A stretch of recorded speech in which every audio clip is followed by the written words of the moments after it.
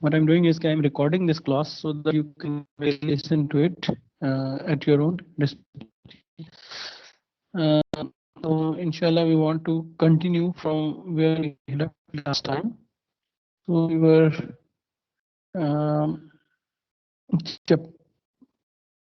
we have started chapter 5, that is magnetostatics.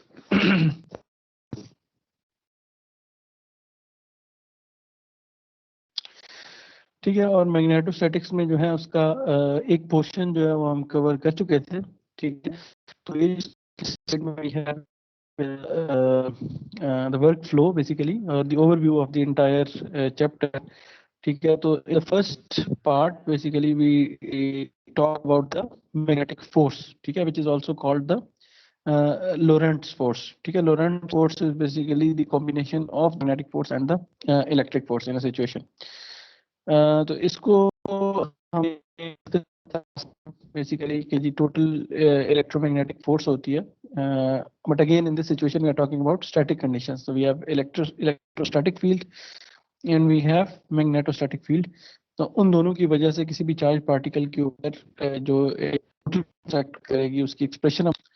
और फिर हमने देखा था कि उसकी एप्लीकेशंस जो हैं बेसिकली वो स्पेक्ट्रोमेट्री के अंदर है. स्पेक्ट्रोमेट्री क्या चीज़ होती है जिसमें मुख्तलिफ आयन्स को एक सब्सटेंस के अंदर जो मुख्तलिफ आयन्स होते हैं उनको हम सेपरेट कर सकते हैं based on charge to mass ratio. ठीक है, क्योंकि डिपेंडिंग अपॉन के जो आपका एक आयन है उसका चार्ज कितना है, उसका मास कितना है, उसकी वजह से उसके ऊपर जो एक इलेक्ट्रोमैग्नेटिक फोर्स एक्ट करेगी वो डिफरेंट होगी, और उसकी वजह से क्या होगा कि जी आप उन आयंस को सेपरेट कर सकते हैं. तो इस प्रोसेस को स्पेक्ट्रोमेट्री कहते हैं, और ये बेसिकली केमिकल एनालिसिस में इसकी बहुत वाइड स्प्रेड इसका यूज है.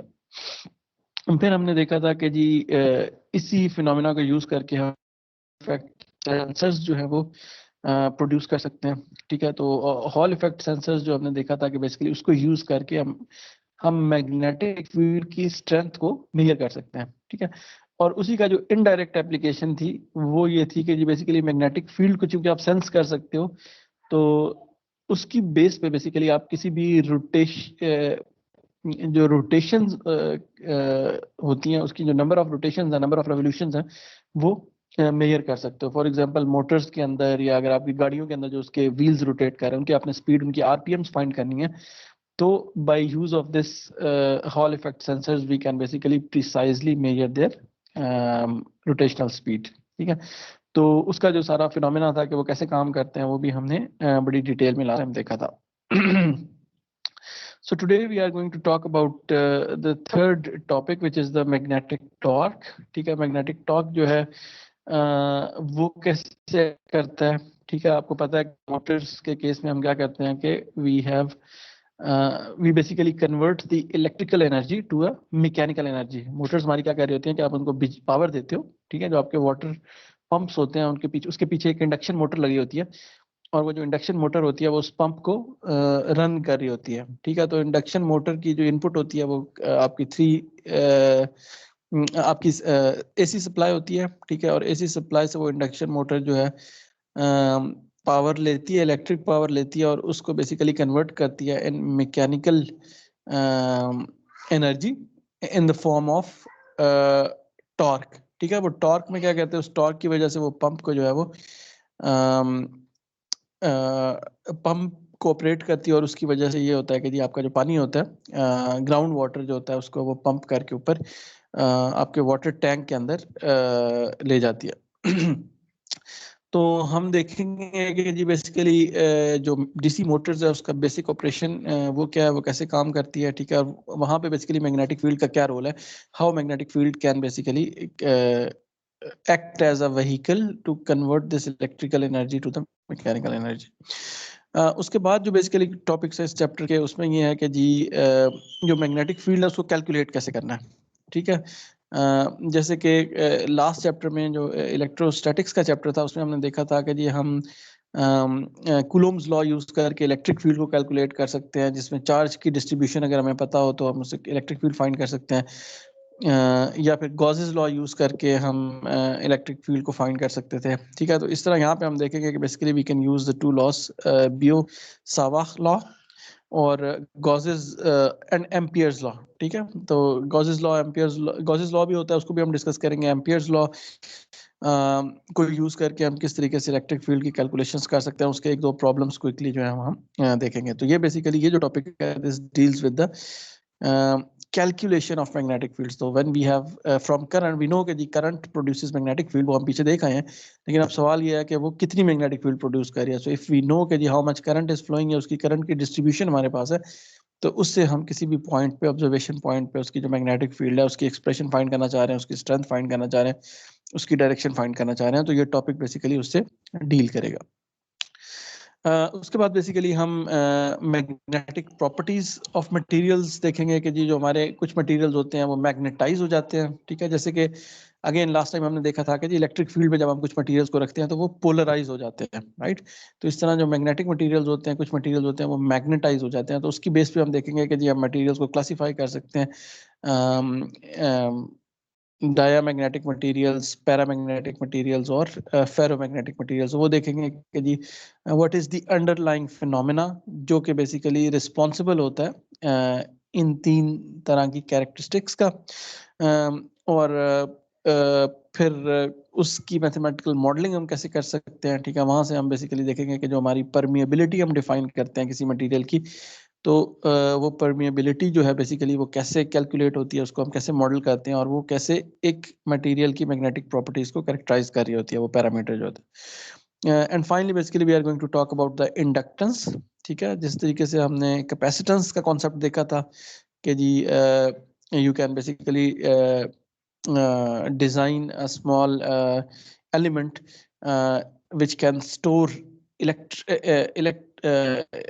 the energy in the form of an electric field. तो यहाँ पे we'll see कि जी basically we can have an inductor for example which can store the energy in the form of a magnetic field, ठीक है। तो उसकी inductance की expression हम देख लेंगे एक सिंपल कॉइल शेप्ड इंडक्टर के लिए, ठीक है। और उसकी जो एनर्जी जो स्टोर करता है उसकी एक्सप्रेशन क्या होती है, and basically that will be the conclusion of this chapter. Okay, so let's move on. Let's talk about torque, ठीक है। अगर आपको याद हो टॉर्क बेसिकली क्या होता है, torque is basically a rotatory force, ठीक है, a force that would cause a body to rotate about an axis।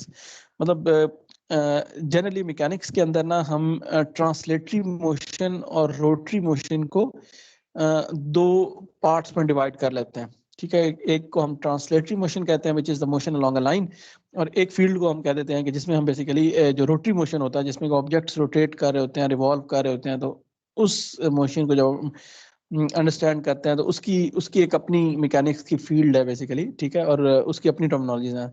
तो जो ट्रांसलेटरी मोशन होता है जिसमें कि आपने न्यूटन्स के लॉ जब पढ़े थे तो उसमें हम कहते थे कि when a force acts on a body तो it causes that body to displace, ठीक है। तो यहाँ पे बेसिकली रोटेटरी मोशन में जो फोर्स का काउंटर पार्ट है that is called the torque. So torque is basically the force that causes the body to rotate, ठीक है। इसमें जो टॉर्क है वो उसको एक एक्सिस के ऊपर बेसिकली क्वेश्चन होता है वो basically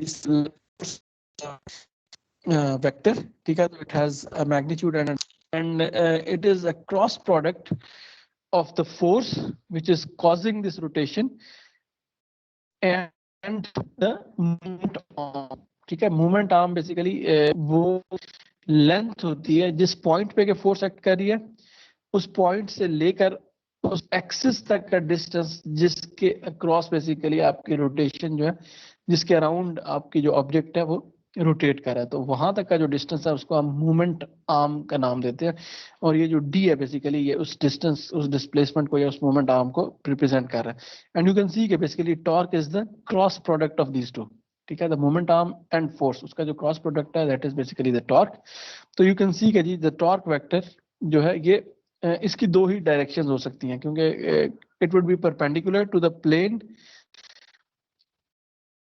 D and F are line, ठीक है, डी वेक्टर और एफ वेक्टर जिस प्लेन में होगा जो टॉर्क वेक्टर है वो उसके परपेंडिकुलर होगा। तो लेट्स से कि जी if you have the plane, अगर आपका एफ और जो एक पेज में लाई कर रहे हैं तो आपका टॉर्क वेक्टर है या वो अपवर्ड्स पॉइंटिंग होगा या वो डाउनवर्ड्स पॉइंटिंग होगा, आउट ऑफ द प्लेन और इनटू द प्लेन, ठीक है। और ये जो दो डायरेक्शंस हैं ये बेसिकली आपकी जो रोटेशन की दो डायरेक्शंस होती हैं उसको रिप्रेजेंट कर रही होती हैं, राइट। तो आउट प्लेन, ठीक है, तो then your right hand rule, by the right hand rule you can see के जी basically the rotation is counter clockwise, ठीक है। आपकी जो फिंगर्स हैं वो कर्ल कर रही हैं काउंटर क्लॉकवाइज। तो अगर आपका जो टॉर्क है वो आउट ऑफ द प्लेन है तो इसका मतलब ये है कि आपकी जो रोटेशन है वो काउंटर क्लॉकवाइज है। If it is into the plane then it is the clockwise rotation. तो जो टॉर्क का वेक्टर बड़ी सिंपल सी रोटेशन है। अनलाइक फोर्स के केस में आपकी मल्टीपल डायरेक्शंस हो सकती हैं, राइट। उसको आप एक्स वाई जी में उसको वो कर सकते हैं, डिकम्पोज कर सकते हैं। टॉर्क वेक्टर जो है वो simply basically direction of rotation बता रहा होता है, तो वो या क्लॉकवाइज होगी या एंटी क्लॉकवाइज होगी, उसमें दो ही पॉसिबिलिटीज होती हैं। तो जैसे कि फॉर एग्जांपल यहाँ पे इस फिगर के अंदर आपको शो हो रहा है कि जी मेरे पास एक सर्कुलर ऑब्जेक्ट है जिसके अंदर उसका जो एक्सिस ऑफ रोटेशन है वो भी विजिबल है, ठीक है। तो जो मेरा एक्सिस ऑफ रोटेशन है वो बेसिकली जी के अलोंग है, ठीक है। तो जो फोर्स एक्ट कर रही है that is being represented by this red vector over here, ठीक है। इस पॉइंट पे एक्ट कर रही है और इस पॉइंट पे जो फोर्स है वो डाउनवर्ड्स डायरेक्शन में एक्ट कर रही है, ठीक है। तो अब टॉर्क हम कैसे कैलकुलेट करेंगे? अब हम टॉर्क कैलकुलेट इस पॉइंट से लेकर ये एक्सिस ऑफ रोटेशन तक का जो डिस्टेंस है इसको हम डिस्प्लेसमेंट वेक्टर कह देते हैं, ठीक है। और इस केस में मेरा जो डिस्प्लेसमेंट वेक्टर है उसकी डायरेक्शन हमेशा एक्सिस से लेकर उस पॉइंट तक लेते हैं। तो इस केस में एक्सिस से लेकर इस पॉइंट तक जब हमने उसकी डायरेक्शन ली तो that is along negative x direction, ठीक है। तो जो डी की डायरेक्शन है वो नेगेटिव एक्स है और जो एफ की डायरेक्शन है वो नेगेटिव वाई डायरेक्शन में है, ठीक है, क्योंकि मैं Y axis is this point. तो यहाँ से मैं कैलकुलेट कर सकता हूँ अपना टॉर्क, ठीक है। So that would B D cross F. तो यू हैव टू रिमेंबर कि जी क्रॉस प्रोडक्ट में ऑर्डर मैटर करता है कि आपका वेक्टर पहले कौन सा आ रहा है और बाद में कौन सा आ रहा है। Since this is cross product so the moment arm vector is the first vector and the force vector is the second vector. So this is d cross f. तो d की जो डायरेक्शन थी वो माइनस एक्स डायरेक्शन थी, minus X cross minus Y, ठीक है। तो basically minus minus plus हो गया तो X cross Y is simply plus Z. तो इस केस में यू कैन सी के जी बेसिकली जो टॉर्क की डायरेक्शन है that is along the positive z direction. और उसका मतलब क्या हुआ कि जी अगर मैं आपका थंब जो है पॉजिटिव जी के अलोंग पॉइंट कर रहा है तो आपकी जो डायरेक्शन ये बनी from X to Y axis, ठीक है। तो if you are looking from this, अगर आप if this is your eye तो देख रहे हैं तो then this appears to this is counter clockwise direction. Okay, but again, hopefully you already know this, and you know कि जी basically the torque not only depends on the force, एक तो वो force के ऊपर डिपेंड कर रहा है, जितनी force ज्यादा होगी ज्यादा टॉर्क होगा उतनी तेज रोटेशन होगी ऑफ कोर्स, लेकिन it also depends upon moment arm, ठीक है। मोमेंट आर्म जितना बड़ा होता है उतनी ज्यादा आपका जो टॉर्क है वो प्रोड्यूस होता है, ठीक है। और यही वजह है कि अगर इस एक बड़ा व्हील जो होगा एक फोर्स जो है एक बड़े व्हील के ऊपर ज्यादा टॉर्क प्रोड्यूस करेगी एज कंपेयर टू एक छोटे व्हील के ऊपर। Okay, so this is simply a quiz question, ठीक है। So suppose we have the radius of the disc, ठीक है। ये जो डिस्क है इसका जो रेडियस है वो 1 मीटर है, the force is 5 न्यूटन, ठीक है, and it is acting in the negative direction. So you have to calculate the torque. तो टॉर्क हम ऑलरेडी हम देख के आ चुके हैं, ठीक है। टॉर्क की डायरेक्शन प्लस जी के अलोंग थी और बाकी जो क्रॉस यहाँ पे जो क्रॉस प्रोडक्ट में चूंकि हमें एंगल भी हमने देखना होता है मोमेंट आर्म का और एफ का, तो यहाँ पे अगर आप देखें तो चूंकि फोर्स वाई के अलोंग है और मोमेंट आर्म एक्स के अलोंग है तो इनके दरमियान जो सॉरी माइनस एक्स और माइनस वाई के अलोंग है तो इनके दरमियान जो एंगल है वो 90 डिग्री है। तो जो मेरे पास टॉर्क की expression I that is D F sine 90 and so that is basically sin 90 is equal to 1, so basically torque is simply d multiplied by f. तो d की वैल्यू 1 मीटर थी और फोर्स 5 न्यूटन थी, तो torque की value 5 Newton metre हो गई, ठीक है। So you have to remember के जी न्यूटन मीटर उसके यूनिट्स होते हैं, not newton per metre, it's newton metre. तो ये यहाँ पे unit are incorrect, so this should be newton metre, ठीक है, जैसे कि यहाँ पे मेंशन है। और जो और जो आंसर करेक्ट है हमारा वो that is basically the B, because we have 5 Newton meter of torque that is acting in the positive z direction. Okay, so we understand कि जी now that we have the concept of the torque, अगर आपको याद हो तो पिछले lecture में हमने देखा था कि we demonstrated, we showed if we have a current carrying conductor, तो उसके ऊपर एक इलेक्ट्रिक मैग्नेटिक फोर्स एक्ट होती है, राइट। क्योंकि करंट कैरिंग कंडक्टर में क्या होता है कि आपके चार्जेस मूव कर रहे होते हैं। Whenever there is a mobile charge, there is a moving charge with the velocity, so there is a magnetic force that acts on that moving charge, ठीक है। तो इस केस में हम क्या करेंगे कि we will try to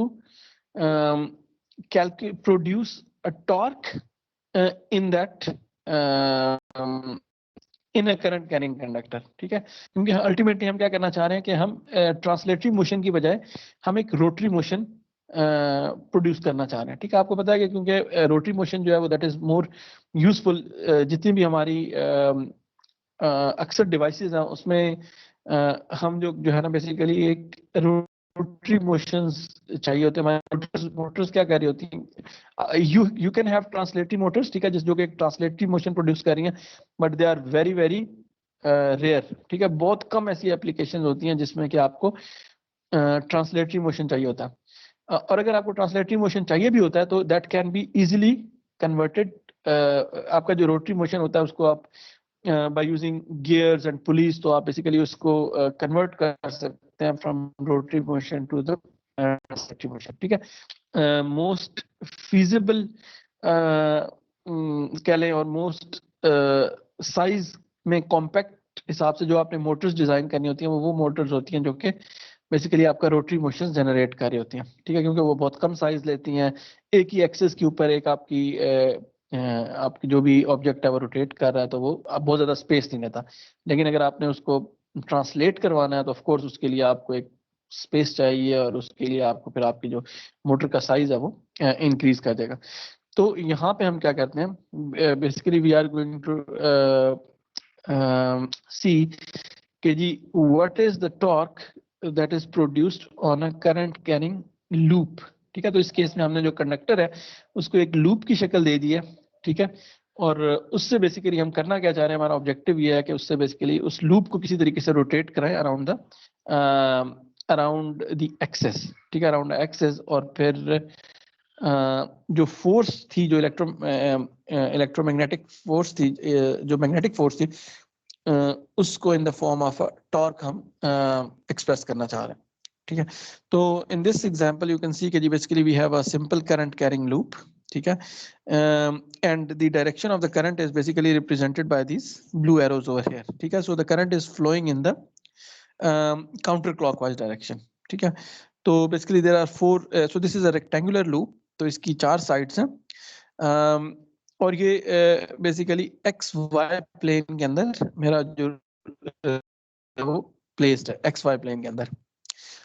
तो इसकी जो 2 साइड्स हैं, इसकी हॉरिजॉन्टल साइड्स हैं वो एक्स के लॉन्ग ओरिएंटेड है। तो इस केस में मेरी जो करंट फ्लो कर रही है वो प्लस एक्स एक्सिस और माइनस एक्स एक्सिस के लॉन्ग है। और जो इसकी जो 2 वर्टिकल साइड्स है वो along Y axis basically oriented है। तो एक आर्म में जो इसकी करंट है वो प्लस वाई की डायरेक्शन में और दूसरे आर्म में इसकी करंट जो है वो नेगेटिव वाई की डायरेक्शन में।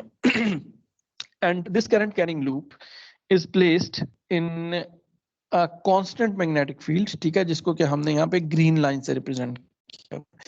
और यू कैन सी कि जी कांस्टेंट मैग्नेटिक फील्ड ये यूनिफॉर्म है। सबसे पहले तो इसका मैग्नीट्यूड जो है थ्रू आउट यूनिफॉर्म है। ये वाली जो आर्म है, करंट कैरिंग आर्म, ये जो मैग्नेटिक फील्ड एक्सपीरियंस कर रही है और ये वाली जो एक्सपीरियंस कर रही है, ये वाली जो एक्सपीरियंस कर रही है, तो इन सब ये सेम मैग्नेटिक फील्ड एक्सपीरियंस करिए उसका मैग्नीट्यूड सेम है, और जो उसकी डायरेक्शन है that is along the positive X axis, ठीक है, so that is the direction of the magnetic field.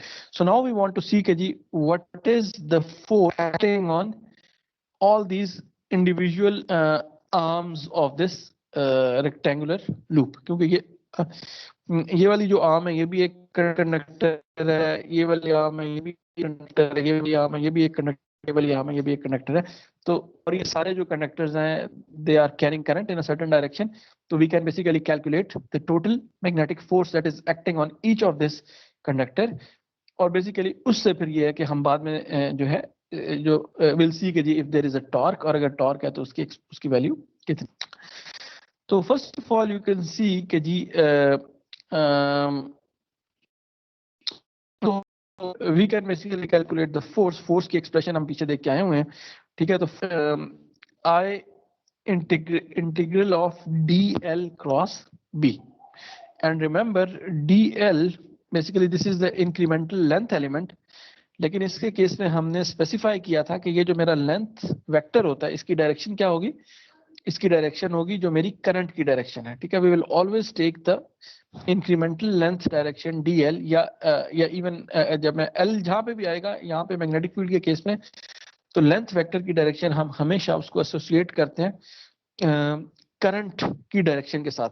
और अगर आपको याद हो तो उसकी वजह क्या थी, क्योंकि जब ये इक्वेशन हमने ड्राइव की थी तो एक्चुअली हमने एक करंट डेंसिटी वेक्टर था जे, ठीक है, उसको बेसिकली हमने सिंप्लीफाई करके उसको आई की फॉर्म में लिख लिया था, करंट आई की फॉर्म में लिख लिया था.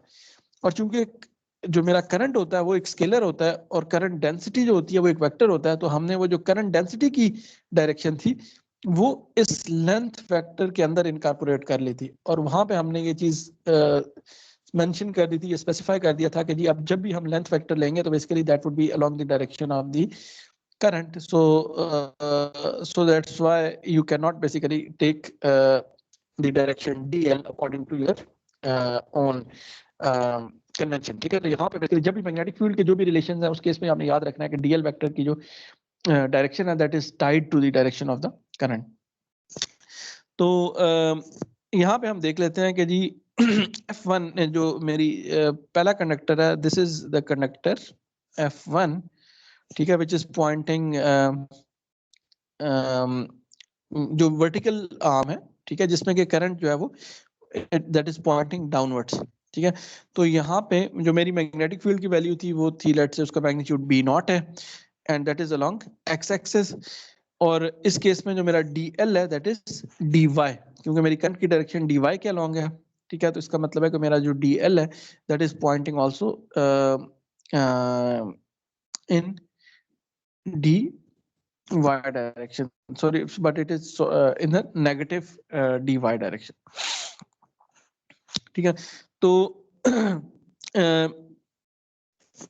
और आपकी जो b की डायरेक्शन थी that was along the x direction, positive x direction. तो अब इस केस में जो चूंकि this is the cross product, तो dl और b के दरमियान 90 डिग्रीज का एंगल है. यू कैन सी कि जी the length vector and the magnetic field vector, they are at 90 degrees, so the sin theta is equal to 1 and the magnitude of the b field is the same throughout the length, so इसको हम constant b naught से represent कर सकते हैं. तो जो उसका magnitude then simply becomes b naught multiplied by the length l, ठीक है. तो यहाँ पे उसकी ये जो साइड है इसकी जो लेंथ है वो हमारे पास स्मॉल b है, that is basically shown over here, और ये जो horizontal length है ये small a है.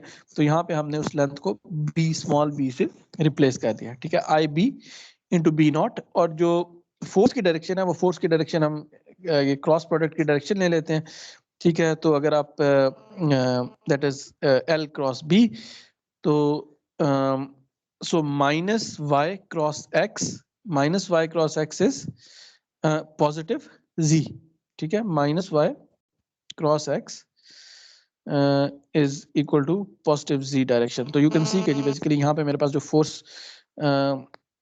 F1 ये force की direction है वो positive z के along है, और in other words that is basically out of the plane, ठीक है. तो अगर मैं force 1 की direction यहाँ पे show करूँ तो that is out of the plane, ठीक है। यहाँ इस कंडक्टर के ऊपर जो मैग्नेटिक फोर्स एक्ट कर रही है वो इसको ऊपर की तरफ मूव कराएगी। अच्छा, इसी तरह लेट से कि अब आप अगर कंडक्टर 2 को देखें, कंडक्टर 2 के केस में अगर आप देखें तो इसमें जो DL है दैट इज अलोंग करंट, तो मेरा जो DL है वो पॉइंट कर रहा है नेगेटिव एक्स के अलोंग, ठीक है। जबकि जो मेरी मैग्नेटिक फील्ड है वो पॉजिटिव एक्स के अलोंग पॉइंट कर रही है, तो इनके दरमियान जो एंगल है वो 180 डिग्री है और साइन 180 डिग्री इज 0। तो इसका मतलब ये हुआ कि ये D क्रॉस B जो है वो 0 हो जाएगा। तो यू कैन सी कि जी इस कंडक्टर के ऊपर जो कंडक्टर 2 है इसके ऊपर जो फोर्स एक्ट कर रही है दैट इज 0, उसका मैग्नीट्यूड 0 हो गया। And the same is true for conductor 4, ठीक है। तो इसके ऊपर भी कोई फोर्स एक्ट नहीं कर रही और इसके ऊपर भी कोई फोर्स एक्ट नहीं कर रही, because the angle between the DL vector and the force vector is either 0 or 180 degree. Okay, so now let's look at the conductor 3. तो conductor 3 के केस में जो मेरी करंट है वो upward direction में है, तो इस केस में my DL is along positive y, जबकि मेरी मैग्नेटिक फील्ड की वही डायरेक्शन है z, बाकी सब कुछ सेम है, ठीक है। मैग्नेटिक फील्ड का जो मैग्नीट्यूड है वो भी यूनिफॉर्म है, उसकी जो लेंथ है वो भी स्मॉल b है। तो यहाँ पे जो डायरेक्शन है that is y cross z, और y cross z is minus x, y cross x, sorry. So this is y cross x और y cross x is negative z. तो you can see कि जी basically यहाँ पे जो मेरे पास F3 के ऊपर फोर्स एक्ट कर रही है वो नेगेटिव z के लॉन्ग है, जबकि उसका मैग्नीट्यूड वही है जो कि F1 का है। तो इन अदर वर्ड्स यहाँ पे जो फोर्स एक्ट कर रही है that is into the plane, ठीक है। तो यू कैन बेसिकली सी कि जी इस कंडक्टर पे ऊपर की तरफ फोर्स एक्ट कर रही है और दूसरे कंडक्टर के ऊपर कंडक्टर 3 के ऊपर डाउनवर्ड्स डायरेक्शन में फोर्स एक्ट कर रही है। तो these two this couplet of force will basically produce a net torque, ठीक है, that will cause this loop to rotate in the in this direction, ठीक है। basically in the अगर in the counterclockwise direction, तो we can basically calculate the torque, ठीक है। तो torque in दोनों फोर्सेस की वजह से है, ठीक है। इसको बेसिकली हम कहते हैं कि this is the couplet of force, two forces act कर रही हैं। तो the first is D1 cross F1 and the second is D3 cross F3, ठीक है। फोर्स की वैल्यू तो हमने फाइंड कर ली, D की वैल्यू क्या है? D की वैल्यू ऑफ कोर्स अगर आपको याद हो तो वो ओरिजिन से लेकर हमें उस कंडक्टर तक जो है हमने वो डिस्टेंस लेना, that is the moment arm, ठीक है। तो अब इस केस में दैट इज बेसिकली A/2, ये टोटल अगर लेंथ उसकी A थी वर्टिकल की, तो जो इस केस में जो उसकी लेंथ बन गई दैट इज A/2। और जो फोर्स 1 है F1 है, इसके ऊपर जो D वेक्टर है वो नेगेटिव x के अलोंग है, ठीक है। There is a negative sign, और जो D3 है basically that is along the positive x direction, ठीक है। तो यहाँ पे there is a positive sign over here. तो ultimately you have basically the moment arm, ठीक है, विच इज माइनस x/A/2 और पॉजिटिव x/A/2, और उससे क्या होगा कि minus x cross z is the same as x cross minus z।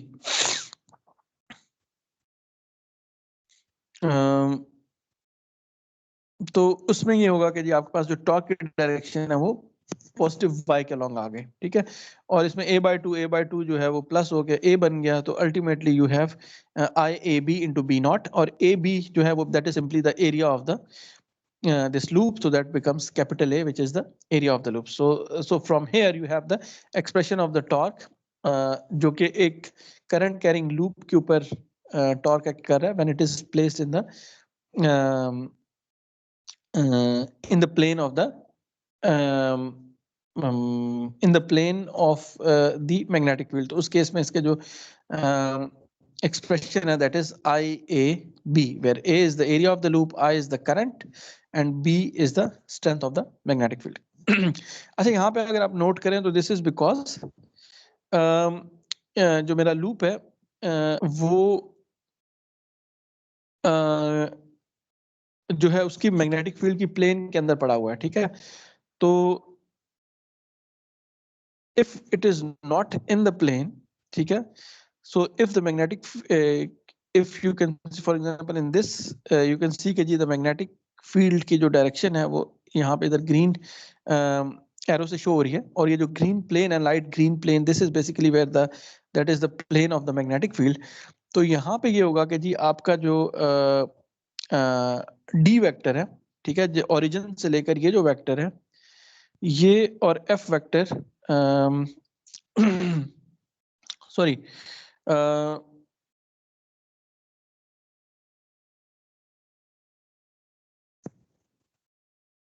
जी तो यहाँ पे जो डी वेक्टर है, ये जो फोर्स के साथ जो है इसका एग्जैक्ट 90 डिग्रीज एंगल जो है वो नहीं बन रहा, ठीक है। तो उसमें then there would be a sin theta factor that comes into play, ठीक है। So when the loop is not in the plane of the field, तो वहां पे जो आपका मोमेंट आर्म है उसका और जो फोर्स फैक्टर है, क्योंकि अब इस केस में हमारा जो फोर्स फैक्टर है लेट्स से वो अपवर्ड्स डायरेक्शन में है, probably this is more clear over here, ठीक है। तो यहाँ पे you can see कि this is the force vector and this is the moment arm vector. तो इन दोनों के केस में जो इनके दरमियान जो एंगल है, this is not equal to 90 degrees and in fact this is this angle theta, जो कि बेसिकली ये जो लूप का नॉर्मल है ये मैग्नेटिक फील्ड के साथ बना रहा है, तो यही एंगल थीटा जो है इस एंगल थीटा के इक्वल है। तो so in this case basically you have this sin theta factor that comes into play and this angle theta is the same angle जो कि फोर्स और मोमेंट आर्म के दरमियान है, या यू कैन से कि जी जो कि लूप के नॉर्मल के दरमियान, ठीक है, जो लूप के सेंटर से एक नॉर्मल वेक्टर है और जो मैग्नेटिक फील्ड के दरमियान एंगल है, ये दोनों एंगल सेम है। तो यहाँ पे बेसिकली इससे आपके पास वो वाला जो आपका फॉर्मूला है probably that we have already seen, that is IAB sin theta का फैक्टर आ जाता है। So this is basically the more general relationship, ठीक है। तो वो जो पहले वाला केस था उसमें ये था कि उसमें sin थीटा जो था, थीटा वाज 90 डिग्रीज, तो उस केस में आपके पास जो टॉर्क था वो मैक्सिमम था and that was when the plane of the loop was within the plane of the field, ठीक है। लेकिन अगर वो प्लेन ऑफ द लूप जो है वो फील्ड के बिल्कुल उसके अंदर लाई ना कर रहा हो, तो then there is this sin theta factor that comes into play. और इसको आप मैग्नेटिक मोमेंट की टर्म्स में लिख सकते हो, ठीक है, जिस तरीके से हमने डाइपोल मोमेंट डिफाइन किया था, तो मैग्नेटिक मोमेंट हम डिफाइन करते हैं current times the area of the loop, ठीक है, current of the loop times the area of the loop, and if you have multiple turns then the number of turns will also be in there. So NIA is basically the we call it magnetic moment, और उसकी form में अगर आप लिखते हैं तो that becomes M cross B, ठीक है। तो this entire thing becomes IA is the magnetic moment, तो torque becomes M cross B, ठीक है। So this is just another expression, ठीक है, of writing the torque, but probably you are not going to use it. You are going to use this relationship, that is NIA sin theta, NIAB sin theta. Okay, so this is the basic principle of electric motors, ठीक है। Electric Motors के case में क्या होता है कि जी हमारे पास एक वाइंडिंग होती है, ठीक है, जिसके अंदर बहुत सारे लूप्स होते हैं, ठीक है। जब आप मल्टीपल लूप्स को मिला के when you have a coil, ठीक है, जिसके अंदर बहुत सारे लूप्स हों, तो वो we call it a current carrying coil. और जब आप इस तरह की बहुत सारी कॉइल्स इकट्ठी कर लो, ठीक है, तो उसको आप वाइंडिंग कह देते हैं, ठीक है। तो ये टर्मिनोलॉजीज बेसिकली आप पढ़ेंगे जब आप मशीन्स का कोर्स पढ़ेंगे, क्योंकि मशीन्स के अंदर आपको बड़ी डिटेल में मुख्तलिफ टाइप ऑफ वाइंडिंग्स जो जाएंगे कि अच्छा ये वाली हो सकती है, ये वाइंडिंग होती है, इस वाइंडिंग में क्या फर्क है, उससे क्या एडवांटेज है, क्या डिसएडवांटेज है। तो बेसिकली यू विल सी कि we have a loop, current carrying loop, multiple turns of the loop, अगर आप उसको मिला लें तो एक कॉइल बन जाती है, और जब आप बहुत सारी कॉइल्स को सीरीज में कनेक्ट कर लें तो वो एक वाइंडिंग बन जाती है, ठीक है। वाइंडिंग की हमें क्यों जरूरत पड़ती है, तो यू विल सी कि जी वो बेसिकली आपकी जब आप उसको अपनी मोटर को वाइंड कर रहे होते हैं तो उसमें बहुत सारी स्लॉट्स होती हैं, तो आप उन स्लॉट्स में मुख्तलिफ कॉइल्स को प्लेस करते हैं और फिर उन सबको आप सीरीज में कनेक्ट कर लेते हैं, राइट? तो देन विल से कि जी that becomes a winding. But anyway you have to see that in machines course. अच्छा, लेकिन यहाँ पे अगर आप एक चीज नोट करें तो यहाँ पे हमने कहा था कि ये जो कंडक्टर 1 है इसकी जो फोर्स एक्ट कर रही है that is upwards, sorry that was upwards force, ठीक है? तो that is pointing out of the plane, और ये वाला जो कंडक्टर 3 था इसके ऊपर बेसिकली डाउनवर्ड डायरेक्शन में फोर्स एक्ट कर रही थी. लेकिन लेट्स से कि ये लूप जो है ये रोटेट करके ऑपोजिट यहाँ पे आ गया, ठीक है? अब क्या होगा अगर इसने हाफ रोटेशन कंप्लीट कर लिया तो अब ये वाली साइड इधर आ गई, साइड 1 इधर आ गई है, लेकिन साइड 1 में तो डाउनवर्ड करंट है और जो साइड 3 है वो इस साइड पे आ गई है और साइड 3 में अपवर्ड करंट है. तो अब जब वो अपनी पोजीशन जो है उसको इंटरचेंज कर लेंगी तो ऑफ कोर्स क्योंकि उनमें डायरेक्शन ऑफ करंट बदल गई है तो फोर्स की डायरेक्शन भी बदल जाएगी. अब इस साइड पे फोर्स जो है वो डाउनवर्ड डायरेक्शन में हो जाएगी और राइट हैंड साइड वाला जो कनेक्टर इस पे जो फोर्स है वो अपवर्ड डायरेक्शन में हो जाएगी. तो यू कैन सी कि by having a simple current carrying loop will not produce a rotatory motion, क्योंकि आपने आधा चक्कर लगाया, अभी आधा चक्कर भी कंप्लीट नहीं हुआ था तो वो जो फोर्स की डायरेक्शन है वो उल्ट गई है, ठीक है? तो अब इस डायरेक्शन में जो फोर्स है, जो मैग्नेटिक फोर्स है, it is such that it is trying to rotate it in the opposite direction, ठीक है? तो इस वजह से क्या होता है कि if you have a simple current carrying loop जिसमें कि आप करंट की डायरेक्शंस को चेंज नहीं करवा रहे हैं, ठीक है? अगर आप करंट की डायरेक्शन को चेंज नहीं करते तो वो उसकी जो फोर्स है वो ऐसा है कि जी कुछ थोड़े एक हाफ साइकिल में वो काउंटर क्लॉकवाइज एक्ट करती है, दूसरे हाफ साइकिल में क्लॉकवाइज एक्ट करती है. तो जिसकी वजह से क्या होता है कि there is no rotatory motion, but बल्कि इनफैक्ट द शुरू में वो आपकी कॉइल वाइब्रेट करेगी और अल्टीमेटली वो दरमियान में जाके रुक जाएगी, ठीक है? वर्टिकल होके वो रुक जाएगी जिसके ऊपर के उसकी नेट फोर्स जो है वो जहाँ पे उसको जीरो फोर्स एक्ट कर रही है. तो of course we need to have a mechanism जिसमें कि जब मेरी कॉइल है कह लें कि वो इस पोजीशन में जाए तो वहां पे उसकी जो डायरेक्शन ऑफ करंट है वो हम बदल दें, क्योंकि अगर मैं उसकी डायरेक्शन ऑफ करंट को स्विच कर सकता हूं तो फिर ये होगा कि यहाँ पे जो मेरी फोर्स की डायरेक्शन है वो भी स्विच कर जाएगी, और ठीक है, और उसमें फिर ये होगा कि मेरे पास एक साइड पे हमेशा अपवर्ड डायरेक्शन में, एक साइड पे हमेशा अपवर्ड डायरेक्शन में फोर्स लग रही है और दूसरे कंडक्टर पे हमेशा डाउनवर्ड डायरेक्शन में फोर्स लगेगी. और उस केस में क्या होगा कि मेरी जो डायरेक्शन ऑफ रोटेशन है वो यूनिफॉर्म रहेगी और उसमें मुझे क्या लें कि ये जो वाइब्रेशनल इफेक्ट है वो नहीं आएगा कि जी हाफ साइकिल में एक डायरेक्शन में फोर्स एक्ट कर रही है और दूसरे हाफ साइकिल में उसके ऑपोजिट डायरेक्शन में एक्ट कर रही है. तो if we can switch the direction of current, ठीक है, एट प्रिसाइज इंस्टेंट, तो उसकी वजह से क्या होगा कि चूंकि फोर्स की डायरेक्शन स्विच करती रहेगी तो अल्टीमेटली क्या होगा कि जो एक साइड पे जब भी कंडक्टर आएगा उस पे एक ही डायरेक्शन में फोर्स एक्ट करेगी और ultimately that would cause a smooth rotation of that coil. तो अब सवाल ये पैदा होता है कि ये करंट की डायरेक्शन को हमने स्विच कैसे करना है, ठीक है? तो जो करंट की डायरेक्शन हम स्विच करते हैं basically that is by use of the commutators, ठीक है? तो प्रोबेबली ये भी आपने ऑलरेडी एफएससी लेवल पे ये चीज पढ़ी होगी. तो we use the brush and commutator mechanism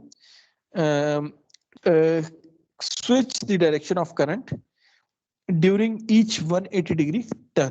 तो जैसे मेरा लूप जो है 180 डिग्री कंप्लीट करता है, हम क्या करते हैं कि उसकी जो डायरेक्शन है करंट की डायरेक्शन को स्विच कर देते हैं. तो उससे क्या होता है कि जो उसके ऊपर जो टॉर्क की डायरेक्शन है वो यूनिफॉर्म रहती है. टॉर्क की जो डायरेक्शन है वो आपकी एक ही डायरेक्शन रहती है और ultimately that causes the loop to rotate. तो वो मैकेनिज्म कैसा, यू कैन सी कि जी बेसिकली यहाँ पे मेरे पास कुछ इस तरह का एक बहुत ही सिंप्लीफाइड डायग्राम है जिसमें कि ये जो ऑरेंज कलर की आपको half circular semi circular shaped जो नजर आ रही हैं चीजें, वी कॉल देम ब्रशेस, ठीक है? और sorry we call them commutators. और ये जो डॉट है ब्लैक डॉट, इसको हम बेसिकली ब्रश कह देते हैं, ठीक है? तो ये जो ऑरेंज कलर कि ऑरेंज और येलो कलर के कम्यूटेटर्स हैं, ये बेसिकली कॉइल के साथ अटैच्ड होते हैं, ठीक है। तो जब कॉइल घूम रही होती है आपकी, ये जो लूप घूम रहा है, तो उसके साथ साथ ये जो कम्यूटेटर्स हैं ये भी रोटेट कर रहे हैं, और ये मेटल के बने होते हैं, ठीक है, so that they can conduct current. तो यू कैन सी कि जी जब ये रोटेट करता करता और इधर आउटर सर्किट में हमारे पास क्या है, एक आउटर सर्किट जिसपे एक पॉजिटिव पोलैरिटी एक नेगेटिव पोलैरिटी है, जो कि फोर्स कर रही है कि आपकी जो करंट की डायरेक्शन है वो इस डायरेक्शन में रहे।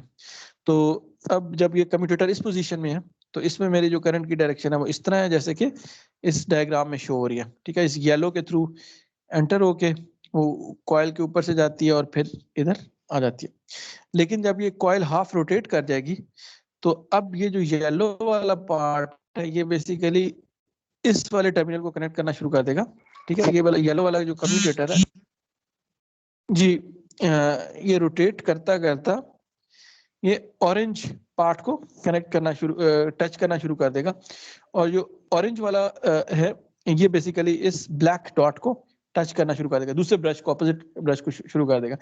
तो इसमें क्या होगा कि जो डायरेक्शन ऑफ करंट है वो उल्टी डायरेक्शन में हो जाएगी, बेसिकली वो यहाँ से इस डायरेक्शन में रोटेट करना शुरू हो जाएगी। लेकिन उस वक्त तक ये वाला जो कंडक्टर है ये ऑफ कोर्स ये साउथ पोल के सामने आ चुका होगा, और ये वाला जो कंडक्टर है ये नॉर्थ पोल के सामने आ चुका।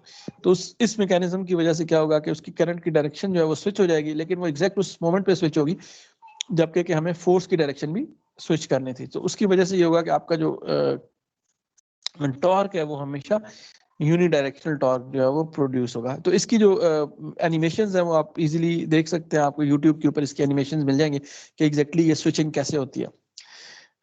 बट अनफॉर्चुनेटली इसकी वजह से बहुत सारे प्रॉब्लम्स भी आते हैं, ठीक है। डीसी मोटर्स जो एक्सपेंसिव होती हैं वो इस वजह से, क्योंकि इसकी ये एक मैकेनिकल पार्ट है, राइट। ये जो ब्रशेज हैं ये इनके साथ फिजिकली टच हो रहे होते हैं, और ये जो कम्यूटेटर रिंग्स होते हैं ये स्लाइड कर रहे होते हैं इन ब्रशेस के ऊपर, ठीक है।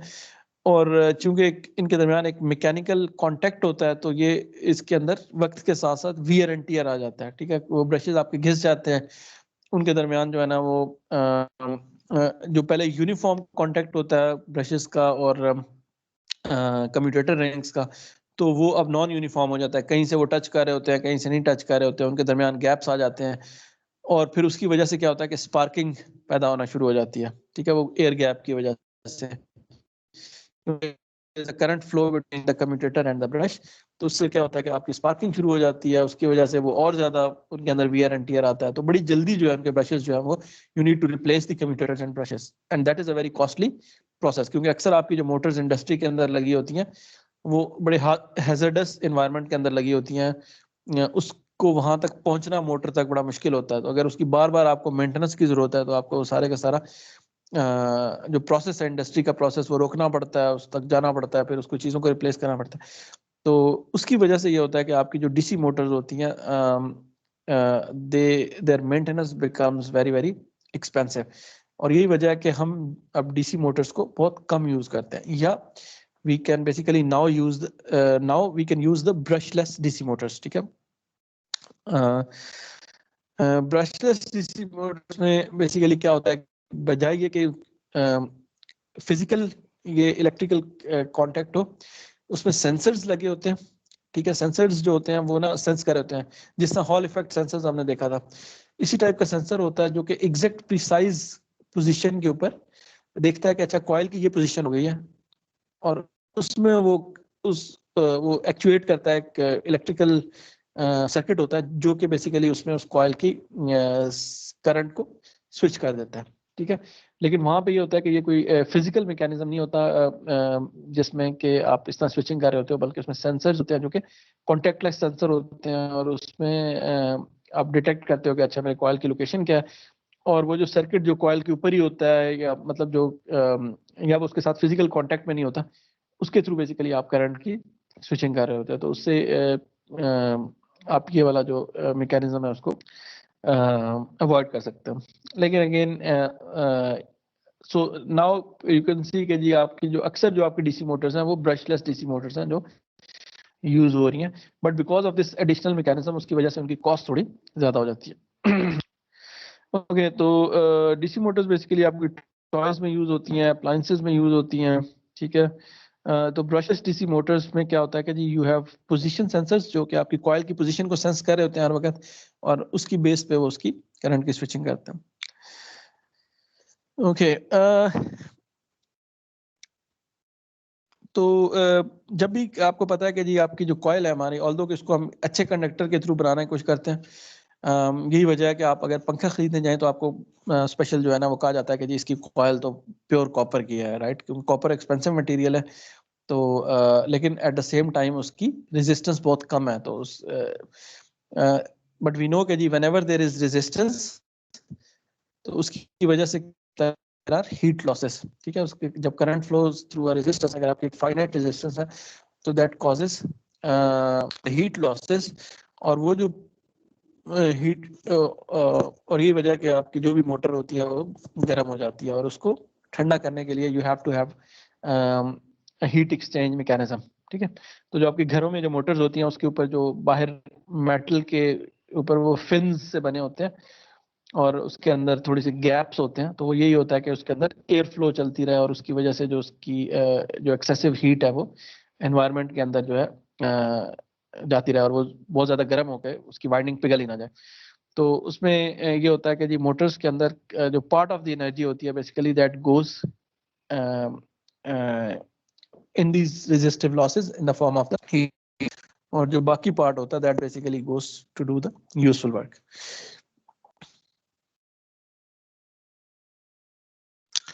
अच्छा, okay.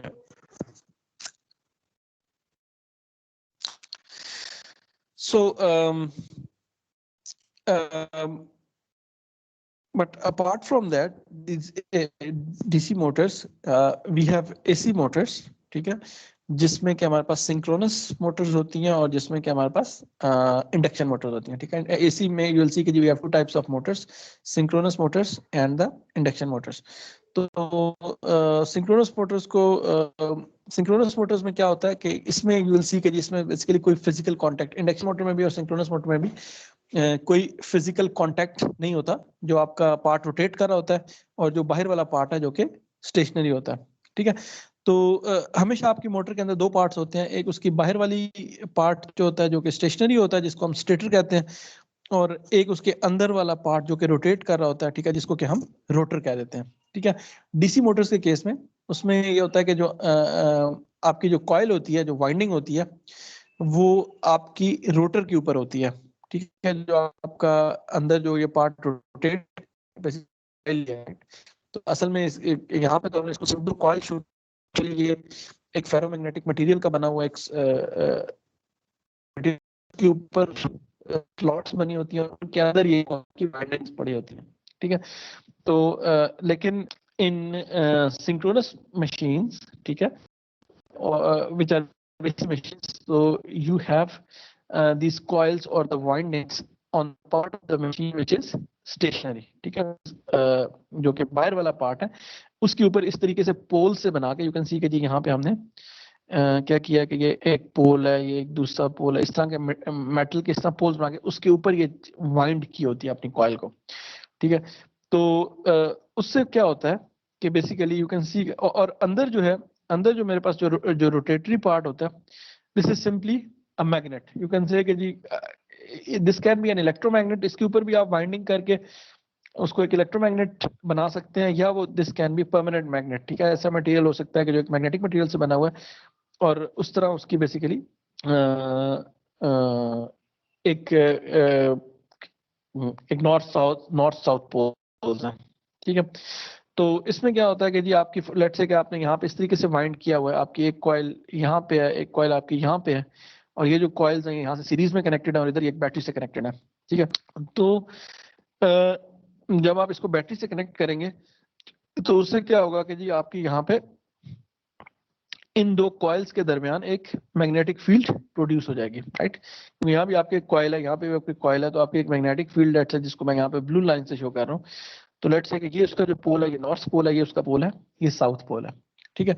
और अगर इसके अंदर जो मेरा जो रोटर है, ठीक है, तो वो जो रोटर है अगर वो एक मैग्नेटिक मटेरियल से बना हुआ है तो मैग्नेटिक मटेरियल्स क्या होता है कि जैसे ही वो मैग्नेटिक फील्ड के अंदर उनके ऊपर एक फोर्स एक्ट करती है और वो उसको वो मैग्नेटाइज हो जाता है, ठीक है, और उसके अपने पोल्स बन जाते हैं, ठीक है। तो इसके जब पोल्स बनेंगे तो it would B such that कि यहाँ पे साउथ पोल इंड्यूस होगा और यहाँ पे नॉर्थ पोल इंड्यूस होगा, ठीक है। या ये परमानेंट मैग्नेट होगा और उसमें ये होगा कि ये जो साउथ पोल है ये बेसिकली ये इस नॉर्थ पोल से अट्रैक्ट होगा और ये जो अंदर वाला रोटर है वो अपने आप को अलाइन कर देगा as in this diagram over here, ठीक है। So that this pole, this south pole is exactly facing the north pole और जो इसका अपना नॉर्थ पोल था वो उसके साउथ पोल को मैच कर रहा है, ठीक है।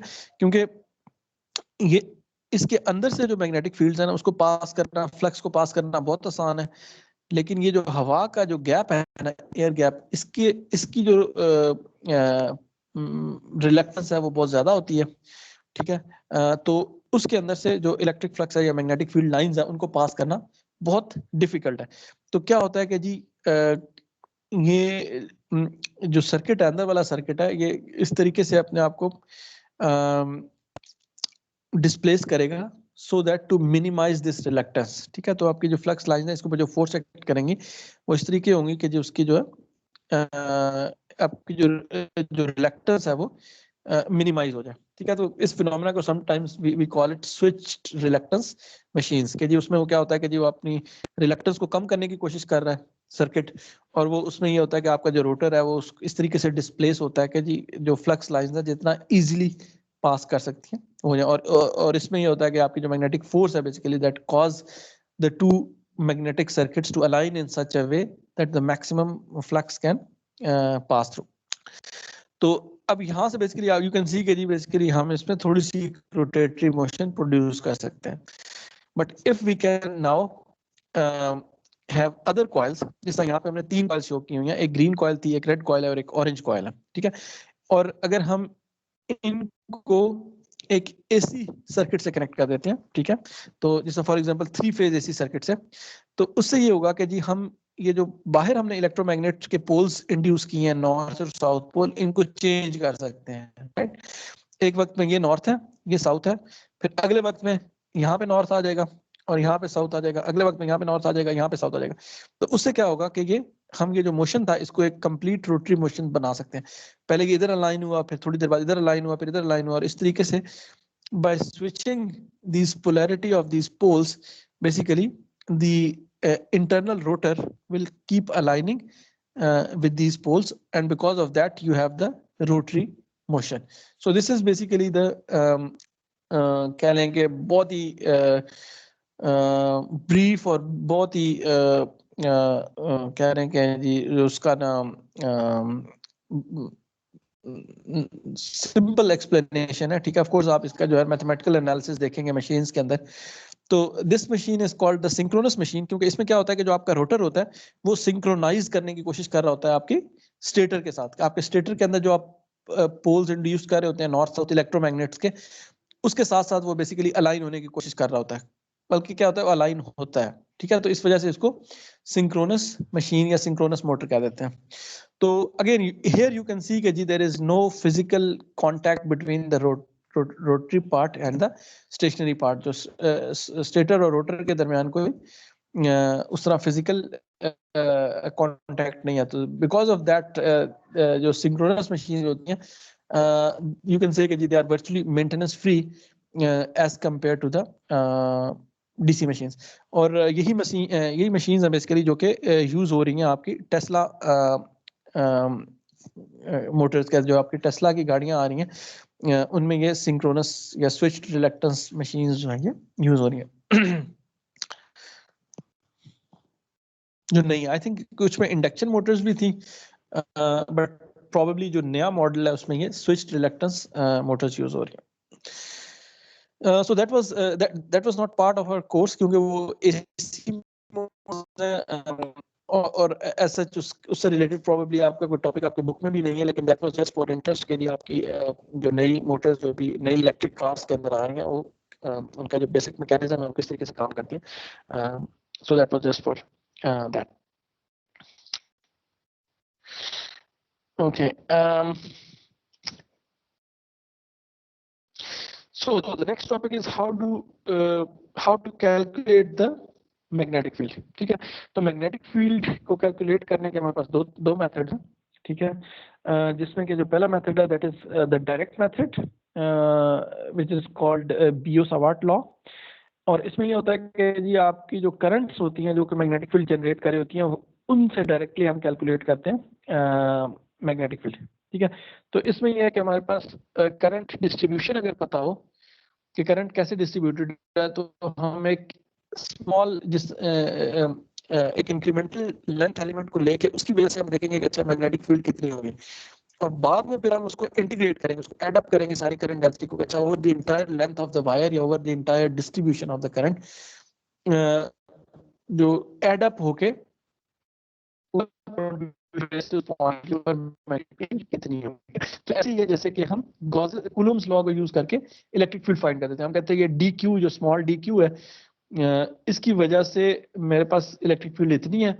तो अब अगर मैं इस डी क्यू को अगर entire length of the wire के ऊपर, entire length of the charge के ऊपर, या इंटायर अगर वो सरफेस चार्ज है तो पूरी सरफेस के ऊपर उसको इंटीग्रेट कर लेता हूँ, तो उसकी वजह से मेरी इलेक्ट्रिक फील्ड कितनी होगी. तो ये एग्जैक्ट वही उसी का एनालॉगस मेथड है फॉर द मैग्नेट. जो दूसरा लॉ है that is basically the Ampere's law.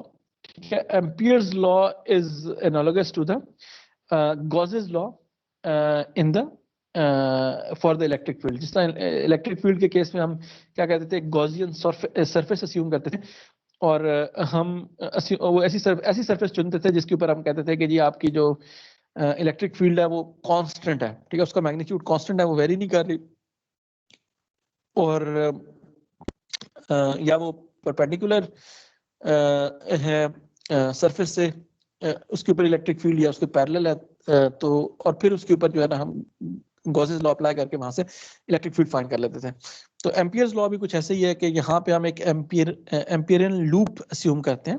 ठीक है, और वो लूप ऐसा हम अस्यूम करते हैं कि जी जिसमें अगर प्रॉब्लम के अंदर सिमेट्री हो तो वी कैन से कि जी उस लूप के ऊपर हर पॉइंट पे वी नो कि जी the magnetic field must be same, must be constant, must be uniform. ठीक है, और फिर उससे उस सिमेट्री को यूज करके और एम्पियर्स लॉ को यूज करके हम उससे मैग्नेटिक फील्ड जो सिचुएशन की वो डिराइव कर सकते हैं. तो सबसे पहले बियो-सावर्ट लॉ को देख लेते हैं. तो बियो-सावर्ट लॉ क्या कहता है कि जी it says that a current travelling through a wire generates a magnetic field. ठीक है, so if you have current that is flowing through a wire, then it will produce a magnet at a point P. So you can, for example,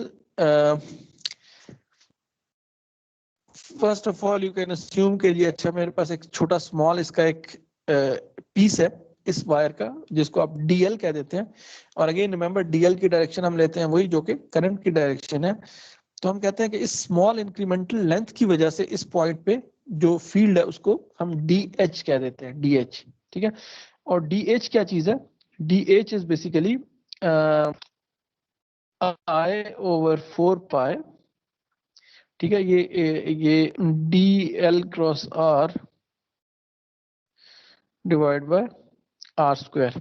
ठीक है, तो इसमें DL तो वो incremental length element है जिसकी डायरेक्शन करंट की direction के अलॉन्ग है. R क्या चीज है, R वो डिस्टेंस है इस पॉइंट से, जो इंक्रीमेंटल लेंथ से ये जो डिस्टेंस है उस पॉइंट तक जो मेरा ऑब्जर्वेशन पॉइंट है जिसके ऊपर के मैं एच फील्ड फाइंड करना चाह रहा हूँ. तो वो जो डिस्टेंस है उसको, उसका जो डिस्टेंस वेक्टर है उसको हम R वेक्टर कह देते हैं, और जो उसका मैग्नीट्यूड है कैपिटल R है. ठीक है, तो नीचे R² आ गया, जैसे कि कूलम्स लॉ के केस में R² था, चार्ज से लेकर उस पॉइंट तक का डिस्टेंस, तो R² आ गया. और ये R vector which is basically sorry, this is the R unit vector, so this is just the direction of that position vector from the source point जो कि मेरा current element है to the observation point जिसके ऊपर के मैं अपनी magnetic field find करना चाह रहा हूँ. ठीक है, तो अब अगर हमने टोटल मैग्नेटिक फील्ड फाइंड करनी है तो इस DH को इंटीग्रेट कर लेंगे ओवर द इंटायर लेंथ. तो इसको हमने इंटीग्रेट कर लिया ओवर द इंटायर लेंथ, तो बेसिकली उससे मेरे पास ये वाली एक्सप्रेशन आ गई. सो यू कैन सी यहाँ पे हम क्या कर रहे हैं कि एक लीनियर करंट डेंसिटी के लिए हम क्या कर रहे हैं कि एक इंक्रीमेंटल करंट एलिमेंट ले रहे हैं, और उसका इस तरह क्रॉस प्रोडक्ट लेके उस पोजीशन वेक्टर के साथ डिवाइड बाय आर स्क्वायर उसको इंटीग्रेट कर रहे हैं over the entire length of the wire. और अगेन उसकी जो आपने डायरेक्शन लेनी है मैग्नेटिक फील्ड की, तो वो इस क्रॉस प्रोडक्ट, ये जो क्रॉस प्रोडक्ट है ये डिटरमिन करेगा, ठीक है। तो फॉर एग्जांपल अब इस पॉइंट पे जो मेरी मैग्नेटिक फील्ड डायरेक्शन है, मेरी डीएल की डायरेक्शन ये थी जो मेरी करंट बता रही है, ठीक है। और मेरे आर वेक्टर की डायरेक्शन ये है इस पॉइंट से लेकर यहाँ तक, ठीक है। तो यहाँ पे आप राइट हैंड रूल यूज करके आप एल क्रॉस आर फाइंड कर सकते हैं, ठीक है। तो एल क्रॉस आर की डायरेक्शन इस पॉइंट पे, जो ऊपर पॉइंट पी है, इस पे ये आउट ऑफ द प्लेन है, ठीक है, इसलिए हमने इसको डॉट से शो किया हुआ। और अगर मैं नीचे पी डैश के ऊपर इसकी डायरेक्शन लेता हूँ, ठीक है, यहाँ पे आर की डायरेक्शन ये है। आर क्या वेक्टर है? आर वो वेक्टर है जो कि इस पॉइंट से लेकर सोर्स पॉइंट से लेकर ऑब्जर्वेशन पॉइंट तक है। तो यहाँ पे चूंकि मेरा आर वेक्टर नीचे है, तो यहाँ पे अगर मैं डी एल क्रॉस आर लेता हूँ तो इसकी इनटू द प्लेन है, ठीक है। एंड यू कैन सी कि जी इस तरह जितने भी पॉइंट्स ऊपर हैं इस वायर के, वहां पे वो सब आउट ऑफ द प्लेन है, और जितने भी पॉइंट्स नीचे हैं वहां पे वो इनटू द प्लेन है। तो अल्टीमेटली यू विल सी कि जी ये ऐसे ही जो मेरी मैग्नेटिक फील्ड है that is forming circles around this current carrying conductor, जो कि मुझे ऑलरेडी पता है कि जी when we have a current carrying conductor, तो उसके इर्द गिर्द जो मैग्नेटिक फील्ड होती है वो सर्कल्स बनाती है। और सर्कल्स की डायरेक्शन ऐसे है कि जी the magnetic field line is pointing outwards on the top, और it is pointing into the plane in the bottom part of. अच्छा, इसमें ये है कि अगर मेरे पास लीनियर करंट डेंसिटी की बजाय let's say volume current density हो, जैसे कि फॉर एग्जांपल मेरे पास एक सिलेंड्रिकल कंडक्टर है और इसमें जो करंट डेंसिटी है वो पूरे वॉल्यूम के अंदर फ्लो कर रही है, ठीक है। तो ऑफ कोर्स फिर जो ये जो इंटीग्रल है कन्वर्ट हो जाएगा, ठीक है। आपके पास जॉस आर आ गया। डीएल के केस में तो हमारे पास लीनियर करंट डेंसिटी होती थी, तो यहाँ पे हमारे पास जे क्रॉस आर आ गया, और बाकी फार्मूला एग्जैक्टली वही रहा। इसमें यह है कि इंटीग्रेशन जो है वो हमें और पूरे वॉल्यूम करनी पड़ेगी। And the same goes for the surface current density. अगर मेरे पास करंट डेंसिटी ऐसी है कि वो एक सरफेस के ऊपर है, तो यहाँ पे ये बेसिकली जे एस आ जाएगा। तो ये सारी जो और इस केस में ऑफ कोर्स मुझे जो इंटीग्रेशन करनी पड़ रही है वो that is a 2D integration, या we have to perform the surface integration. तो सो एग्जैक्टली ये अगर आपको याद हो तो कूलोम्स लॉ के केस में भी इस तरीके से हमने 3 एक्सप्रेशंस देखी थी, line charge density, surface charge density और वॉल्यूम चार्ज डेंसिटी, और उसके केस में एक ही फार्मूला के 3 वेरिएंट्स थे। तो यहाँ पे भी बियो-सावर्ट लॉ के केस में भी हमारे पास 3 एक्सप्रेशन आती हैं, डिपेंडिंग अपॉन कि आपका प्रॉब्लम कैसा है, आपकी ज्योमेट्री कैसी है, आप उसमें से एक फॉर्मूला एक्सप्रेशन जो है वो यूज करके आप अपनी मैग्नेटिक फील्ड कैलकुलेट कर सकते हो। तो let's look at an example. तो फॉर एग्जांपल यहाँ पे भी जो मेरी सिंपलेस्ट एग्जांपल है उसमें यह है कि मेरे पास एक लीनियर कंडक्टर है, ठीक है। तो इसमें विल सी कि we have the current flowing in one dimension, और वो जो कंडक्टर है that is oriented along z axis. तो इसमें उसकी जो टोटल लेंथ है वो एल है, ठीक है। तो उसकी वजह से मैंने एक पॉइंट पी के ऊपर लेट से फाइंड करनी है कि जी what is my magnetic field, ठीक है। उसकी एक्सप्रेशन फाइंड करनी है और उसकी डायरेक्शन फाइंड करनी है। तो इसमें भी तरीका वही है कि आप एक शुरू में इंक्रीमेंटल लेंथ एलिमेंट ले लेंगे डीएल, ठीक है। डीएल जो है उस डीएल से लेकर उस पॉइंट तक का जो डिस्टेंस है वो आर है, कैपिटल आर, ठीक है। उसकी डायरेक्शन जो है ये आर यूनिट वेक्टर में बता रहा है, ठीक है। और जो उसका मैग्नीट्यूड है लेट्स से कि वो आर है, और डीएल की डायरेक्शन है वो करंट स्पेसिफाई कर रही है। मेरी करंट की डायरेक्शन चूंकि वो पॉजिटिव जी के अलोंग है, तो इस केस में जो मेरा डीएल वेक्टर है उसकी डायरेक्शन भी पॉजिटिव जी के अलोंग है।